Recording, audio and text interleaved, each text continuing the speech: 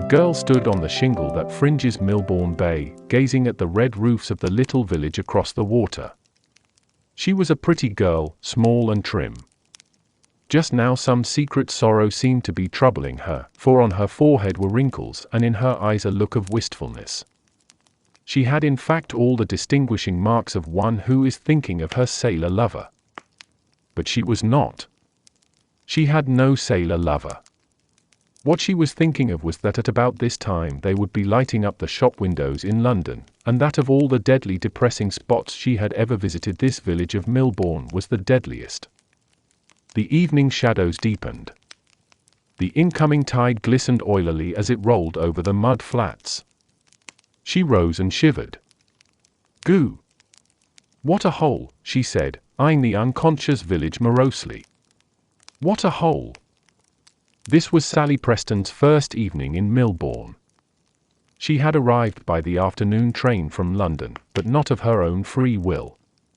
Left to herself, she would not have come within 60 miles of the place. London supplied all that she demanded from life. She had been born in London, she had lived there ever since, and she hoped to die there. She liked fogs, motorbuses, noise, policemen, paperboys, shops, taxicabs, artificial light, stone pavements, houses in long grey rows, mud, banana skins, and moving picture exhibitions. Especially moving picture exhibitions. It was indeed her taste for these that had caused her banishment to Milbourne. The great public is not yet unanimous on the subject of moving picture exhibitions. Sally, as I have said, approved of them. Her father, on the other hand, did not. An austere ex-butler who let lodgings in Ebury Street and preached on Sundays in Hyde Park, he looked askance at the movies. It was his boast that he had never been inside a theatre in his life, and he classed cinema palaces with theatres as wiles of the devil. Sally, suddenly unmasked as an habitual frequenter of these abandoned places, sprang with one bound into prominence as the bad girl of the family. Instant removal from the range of temptation being the only possible plan, and it seemed to Mr. Preston that a trip to the country was indicated. He selected Milbourne because he had been butler at the Hall there, and because his sister Jane, who had been a parlour-maid at the rectory, was now married and living in the village. Certainly he could not have chosen a more promising reformatory for Sally. Here, if anywhere, might she forget the heady joys of the cinema. Tucked away in the corner of its little bay, which an accommodating island converts into a still lagoon, Milbourne lies dozing. In all sleepy Hampshire there is no sleepier spot. It is a place of calm-eyed men and drowsy dogs. Things crumble away and are not replaced. Tradesmen book orders and then lose interest and forget to deliver the goods. Only centenarians die and nobody worries about anything, or did not until Sally came and gave them something to worry about. Next door to Sally's Aunt Jane, in a cosy little cottage with a wonderful little garden, lived Thomas Kitchener, a large, grave, self-sufficing young man who by sheer application to work had become already, though only 25, second gardener at the Hall. Gardening absorbed him. When he was not working at the Hall, he was working at home. On the morning following Sally's arrival, it being a Thursday and his day off, he was crouching in a constrained attitude in his garden, every fibre of his being concentrated on the interment of a plump young bulb. Consequently, when a chunk of mud came sailing over the fence, he did not notice it. A second, however, compelled attention by bursting like a shell on the back of his neck. He looked up, startled. Nobody was in sight. He was puzzled. It could hardly be raining mud. Yet the alternative theory that someone in the next garden was throwing it was hardly less bizarre. The nature of his friendship with Sally's Aunt Jane and old Mr. Williams, her husband, was comfortable rather than rollicking. It was inconceivable that they should be flinging clods at him. As he stood wondering whether he should go to the fence and look over, or simply accept the phenomenon as one of those things which no fellow can understand, there popped up before him the head and shoulders of a girl.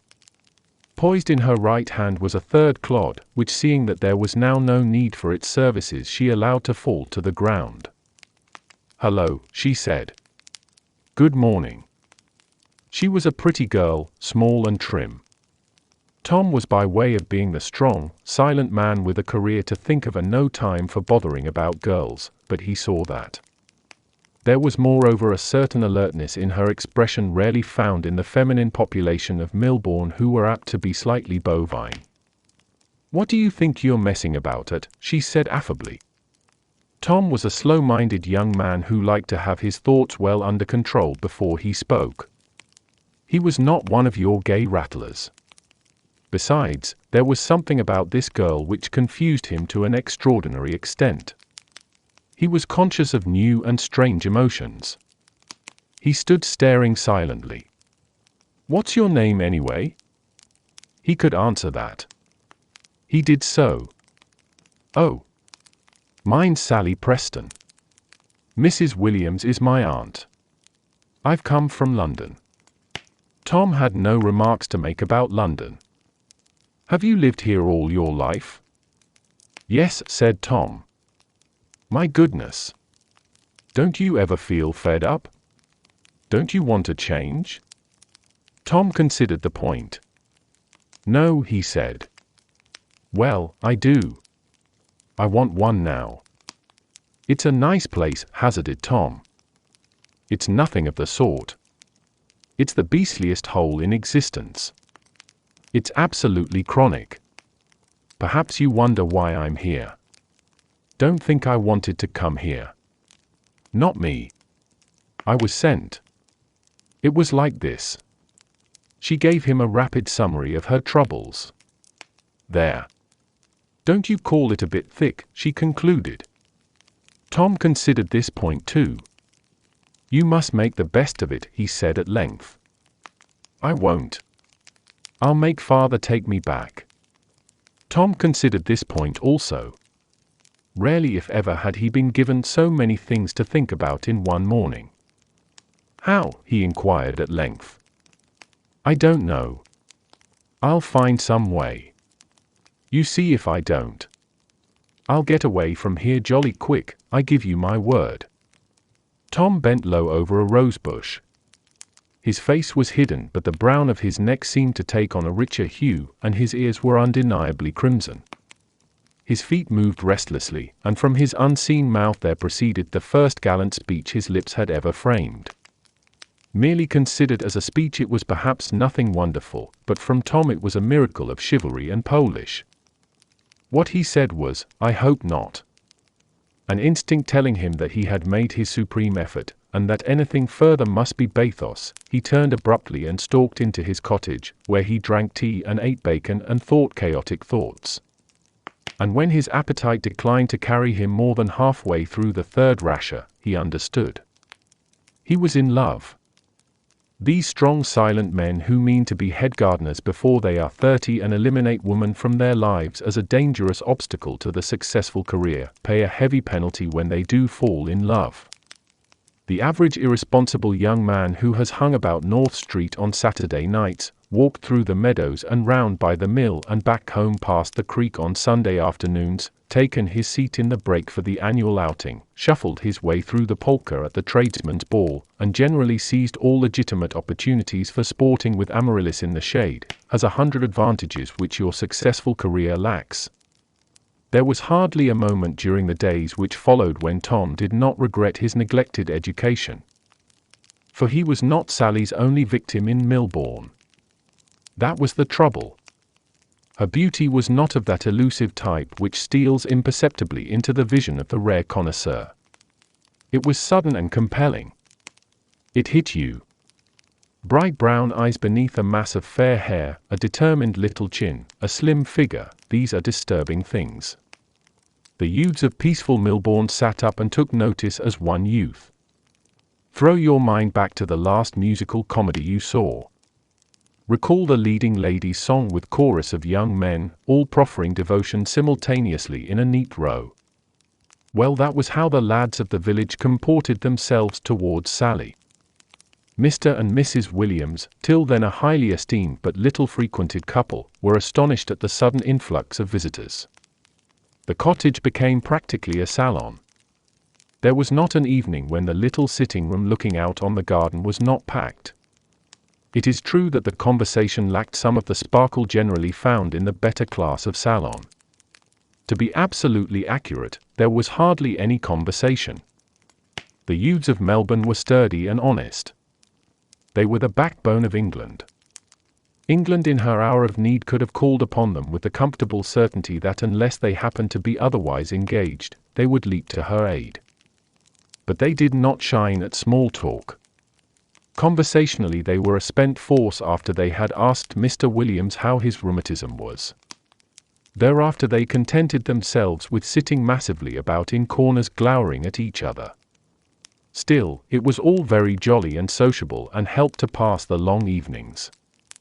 And as Mrs. Williams pointed out in reply to some rather strong remarks from Mr. Williams on the subject of packs of young fools who made it impossible for a man to get a quiet smoke in his own home, it kept them out of the public houses. Tom Kitchener meanwhile observed the invasion with growing dismay. Shyness barred him from the evening gatherings and what was going on in that house with young bloods like Ted Pringle, Albert Parsons, Arthur Brown, and Joe Blossom, to name four of the most assiduous exercising their fascinations at close range, he did not like to think. Again and again he strove to brace himself up to join the feasts of reason and flows of soul which he knew were taking place nightly around the object of his devotions, but every time he failed. Habit is a terrible thing, it shackles the strongest, and Tom had fallen into the habit of inquiring after Mr. Williams' rheumatism over the garden fence first thing in the morning. It was a civil neighborly thing to do, but it annihilated the only excuse he could think of for looking in at night. He could not help himself. It was like some frightful scourge, the morphine habit, or something of that sort. Every morning he swore to himself that nothing would induce him to mention the subject of rheumatism, but no sooner had the stricken old gentleman's head appeared above the fence than out it came. "Morning, Mr. Williams." "Morning, Tom." Pause, indicative of a strong man struggling with himself, then. "How's the rheumatism, Mr. Williams?" "Better, thank ye, Tom." And there he was with his gun spiked. However, he did not give up. He brought to his wooing the same determination which had made him second gardener at the Hall at 25. He was a novice at the game, but instinct told him that a good line of action was to shower gifts. He did so. All he had to shower was vegetables, and he showered them in a way that would have caused the goddess Ceres to be talked about. His garden became a perfect crater erupting vegetables. Why vegetables? I think I hear some heckler cry. Why not flowers, fresh, fair, fragrant flowers? You can do a lot with flowers. Girls love them. There is poetry in them. And what is more, there is a recognized language of flowers. Shoot in a rose, or a calceolaria, or an herbaceous border, or something I gather, and you have made a formal proposal of marriage without any of the trouble of rehearsing a long speech and practicing appropriate gestures in front of your bedroom looking-glass. Why then did not Thomas Kitchener give Sally Preston flowers? Well, you see, unfortunately it was now late autumn, and there were no flowers. Nature had temporarily exhausted her floral blessings and was jogging along with potatoes and artichokes and things. Love is like that. It invariably comes just at the wrong time. A few months before there had been enough roses in Tom Kitchener's garden to win the hearts of a dozen girls. Now there were only vegetables, 'twas ever thus. It was not to be expected that a devotion so practically displayed should escape comment. This was supplied by that shrewd observer old Mr. Williams. He spoke seriously to Tom across the fence on the subject of his passion. "Young Tom," he said, "drop it." Tom muttered unintelligibly. Mr. Williams adjusted the top hat without which he never stirred abroad, even into his garden. He blinked benevolently at Tom. "You're making up to that young gal of Jane's," he proceeded. "You can't deceive me. All these potaties and what not. I seen your game fast enough. Just you drop it, young Tom." "Why?" muttered Tom rebelliously. A sudden distaste for old Mr. Williams blazed within him. "Why?" "'Cause you'll only burn your fingers if you don't, that's why. I been watching this young gal of Jane's, and I seen what sort of a young gal she be. She's a flippity piece, that's what she be. You marry that young gal, Tom, and you'll never have no more quiet and happiness. She'd just take and turn the place upside down on you. The man as marries that young gal has got to be master in his own home. He's got to show her what's what. Now you ain't got the devil in you to do that, Tom. You're what I might call a sort of a sheep. I admires it in you, Tom. I like to see a young man steady and quiet, same as what you be. So that's how it is, you see. Just you drop this foolishness, young Tom, and leave that young gal be, else you'll burn your fingers, same as what I say. And giving his top hat a rakish tilt, the old gentleman ambled indoors, satisfied that he had dropped a guarded hint in a pleasant and tactful manner. It is to be supposed that this interview stung Tom to swift action. Otherwise one cannot explain why he should not have been just as reticent on the subject nearest his heart when bestowing on Sally the 27th cabbage as he had been when administering the 160th potato. At any rate, the fact remains that as that fateful vegetable changed hands across the fence, something resembling a proposal of marriage did actually proceed from him. As a sustained piece of emotional prose, it fell short of the highest standard. Most of it was lost at the back of his throat, and what did emerge was mainly inaudible. However, as she distinctly caught the word love twice, and as Tom was shuffling his feet and streaming with perspiration and looking everywhere at once except at her, Sally grasped the situation. Whereupon, without any visible emotion, she accepted him. Tom had to ask her to repeat her remark. He could not believe his luck. It is singular how diffident a normally self-confident man can become once he is in love. When Colonel Milvery of the Hall had informed him of his promotion to the post of second gardener, Tom had demanded no encore. He knew his worth. He was perfectly aware that he was a good gardener, and official recognition of the fact left him gratified but unperturbed. But this affair of Sally was quite another matter. It had revolutionized his standards of value, forced him to consider himself as a man entirely apart from his skill as a gardener. And until this moment he had had grave doubt as to whether apart from his skill as a gardener he amounted to much. He was overwhelmed. He kissed Sally across the fence humbly. Sally for her part seemed very unconcerned about it all. A more critical man than Thomas Kitchener might have said that to all appearances the thing rather bored Sally. "Don't tell anybody just yet," she stipulated. Tom would have given much to be allowed to announce his triumph defiantly to old Mr. Williams, to say nothing of making a considerable noise about it in the village, but her wish was law and he reluctantly agreed. There are moments in a man's life when, however enthusiastic a gardener he may be, his soul soars above vegetables. Tom's shot with a jerk into the animal kingdom. The first present he gave Sally in his capacity of fiancé was a dog. It was a half-grown puppy with long legs and a long tail belonging to no one species but generously distributing itself among about 6.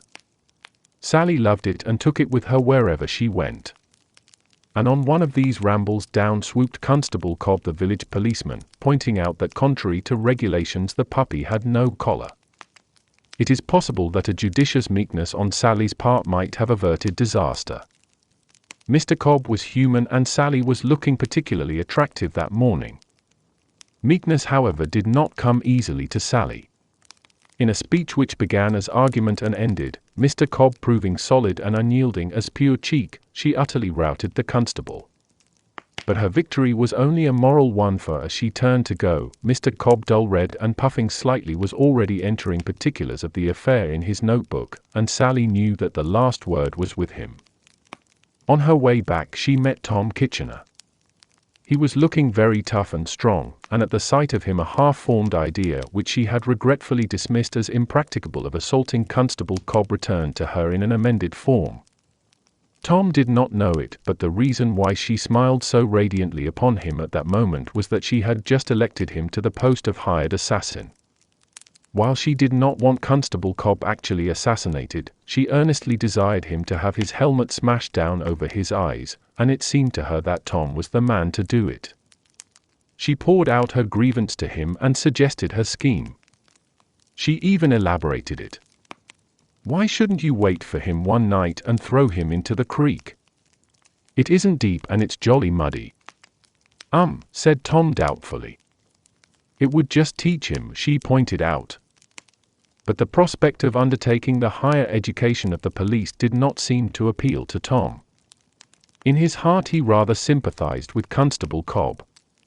He saw the policeman's point of view.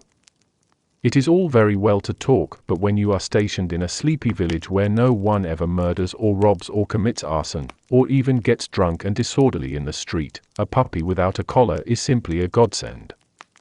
A man must look out for himself.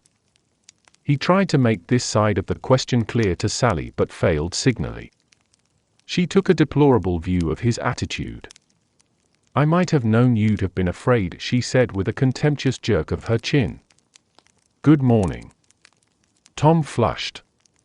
He knew he had never been afraid of anything in his life, except her, but nevertheless the accusation stung. And as he was still afraid of her, he stammered as he began to deny the charge. Oh, leave off, said Sally irritably. Suck a lozenge. I'm not afraid, said Tom, condensing his remarks to their minimum as his only chance of being intelligible. You are. I'm not. It's just that A nasty gleam came into Sally's eyes. Her manner was haughty. It doesn't matter. She paused. I've no doubt Ted Pringle will do what I want. For all her contempt, she could not keep a touch of uneasiness from her eyes as she prepared to make her next remark.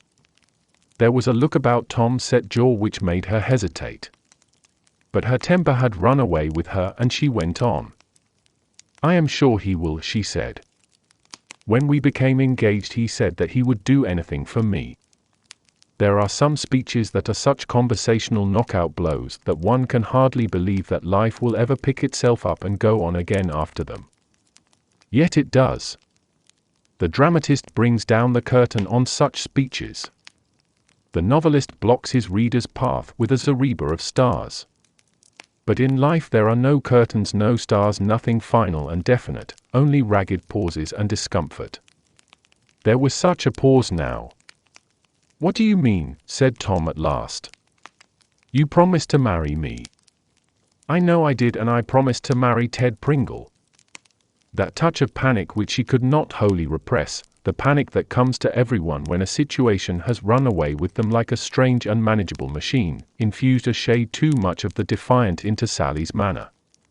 She had wished to be cool, even casual, but she was beginning to be afraid. Why she could not have said.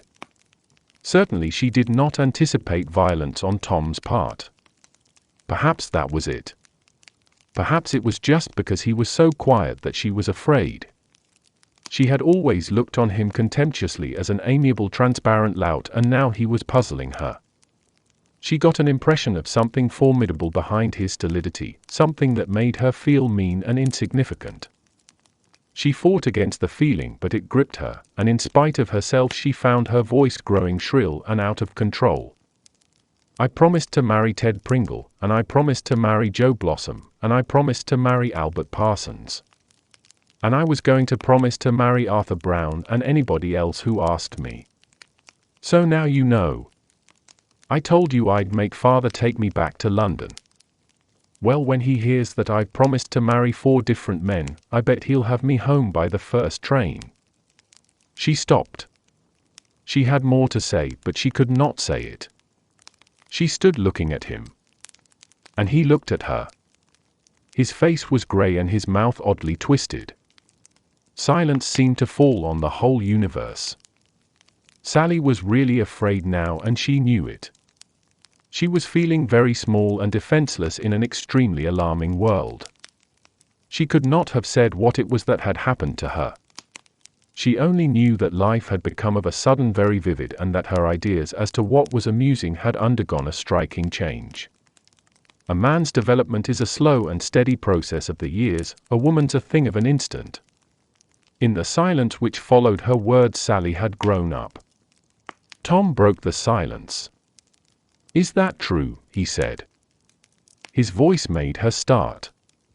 He had spoken quietly, but there was a new note in it, strange to her. Just as she could not have said what it was that had happened to her, so now she could not have said what had happened to Tom. He too had changed, but how she did not know. Yet the explanation was simple. He also had in a sense grown up. He was no longer afraid of her. He stood thinking. Hours seemed to pass. "Come along," he said at last, and he began to move off down the road. Sally followed. The possibility of refusing did not enter her mind. "Where are you going?" she asked. It was unbearable, this silence. He did not answer. In this fashion, he leading, she following, they went down the road into a lane and through a gate into a field. They passed into a second field, and as they did so Sally's heart gave a leap. Ted Pringle was there. Ted Pringle was a big young man, bigger even than Tom Kitchener, and like Tom he was of silent habit. He eyed the little procession inquiringly but spoke no word. There was a pause. "Ted," said Tom, "there's been a mistake." He stepped quickly to Sally's side, and the next moment he had swung her off her feet and kissed her. To the type of mind that Milbourne breeds, actions speak louder than words, and Ted Pringle, who had gaped no more. He sprang forward and Tom, pushing Sally aside, turned to meet him. I cannot help feeling a little sorry for Ted Pringle.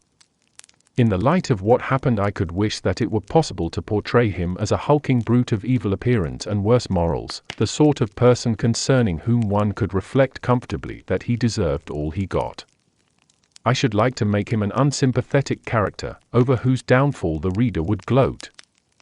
But honesty compels me to own that Ted was a thoroughly decent young man in every way. He was a good citizen, a dutiful son, and would certainly have made an excellent husband. Furthermore, in the dispute on hand he had right on his side fully as much as Tom.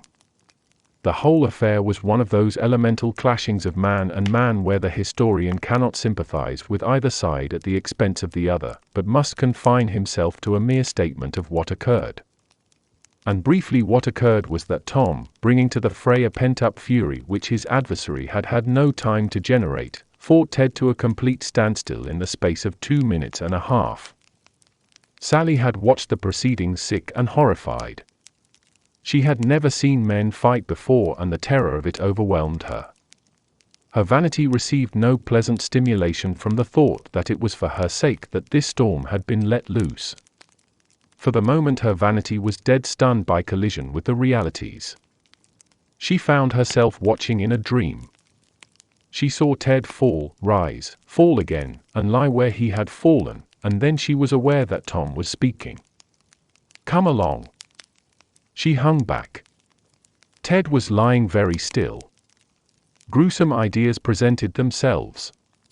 She had just accepted them as truth when Ted wriggled. He wriggled again. Then he sat up suddenly, looked at her with unseeing eyes, and said something in a thick voice. She gave a little sob of relief. It was ghastly, but not so ghastly as what she had been imagining.